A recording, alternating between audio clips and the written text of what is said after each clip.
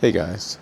So as a Westerner, sometimes you're going to feel traveling around the world that you are the target for scams, or you are perhaps seen as a financial opportunity for people who perhaps come from different places in the world where maybe because of perception or reality, there is a perceived disparity of wealth between Western countries and others. So what I'm going to do with you today is share 5 tips that will hopefully help you enjoy your travels more and not feel like you are someone else's lottery ticket. Okay, so the first thing that I'm going to talk about is the friendship bracelet scam. You'll be traveling with your family or by yourself, and someone will walk up to you and they'll ask you for the time, and as soon as you bring up your wrist, they'll put on a friendship bracelet. Now, there's nothing wrong with that. But what will happen then is that they will then try to give you like a leather belt or some other article of something that they will say is just a gift. But then as you leave, they're gonna say, hey, can you give me something? Can you give me a donation or something like that? And there is a certain amount of pressure to give them a donation.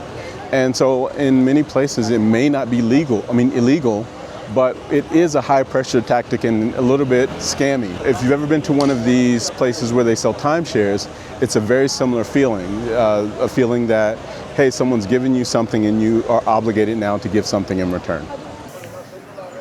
One of the other things that I see is that when people go to any place, a big problem is getting from one place to another. And I'm talking about you get to an airport and you're invariably going to see people who are offering you taxi rides or a ride to this place. Many of these people are not official taxis. They're just people with cars, and many times they will jack the price up on you. So whenever I'll give you a few tips. Whenever you get into any car, ask them what the price is ahead of time, because many times there's an established price to get from one place to another.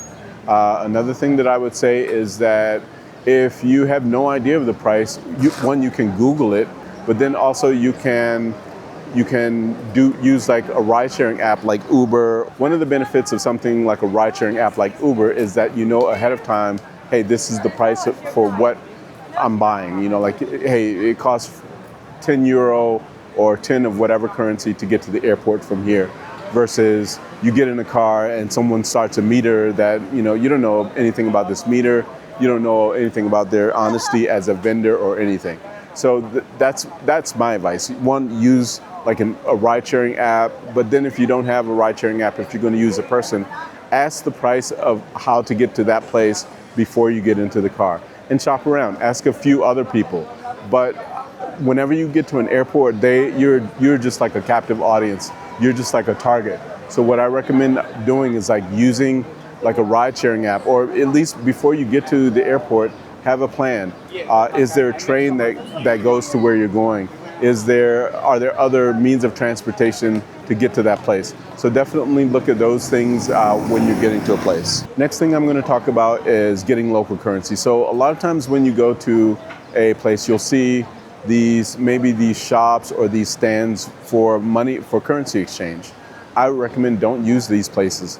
For one, in many places you can use your card. I'm here in Granada, and I think that this is maybe day 4 or 5 for me, and I haven't had to use cash at all. I can just use my card everywhere I go. That gives you a much greater deal of security.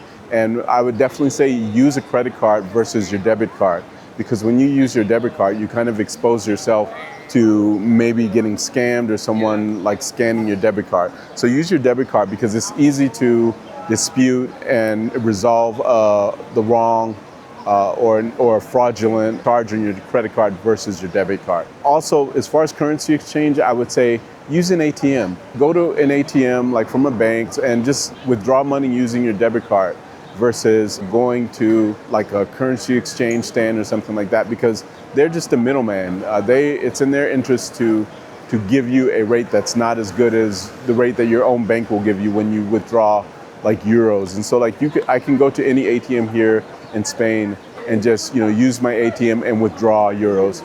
And when you withdraw euros, you'll sometimes be given a choice like, do you want this to be in euros or do you want it to be converted into dollars. Choose euros because you'll invariably get a better rate than if you choose dollars. So when you're going throughout Europe, something that I see is that people will get like a bait and switch. Like you'll go into a place and then you'll order something and then you'll realize like, wow, this is a lot more expensive than I thought it was, or I had no idea that the prices were going to be as high. So what I recommend in those cases, like, many places in Europe, you're going to have right outside the restaurant, you're going to have a glass stand and you're going to have a menu, and go through that menu. Look at the things that you want. Look at the prices that are there. Get an idea for what the prices in the area are. You can have an idea of what you're going to spend and your budget before you even walk in the door, because you don't want to go and order your food and then realize, wow, this is a lot more expensive than what I expected. So these are just small things. Also, when you go to a restaurant, if you're going to sit outside, I prefer sitting outside in an area where there is a person working and on duty who seats people at the outdoor seating. The reason why is because sometimes you'll see people who are seated on the edge of outdoor seating, and what will happen is you can have panhandlers or other things where people come and they're asking for money, they're soliciting you.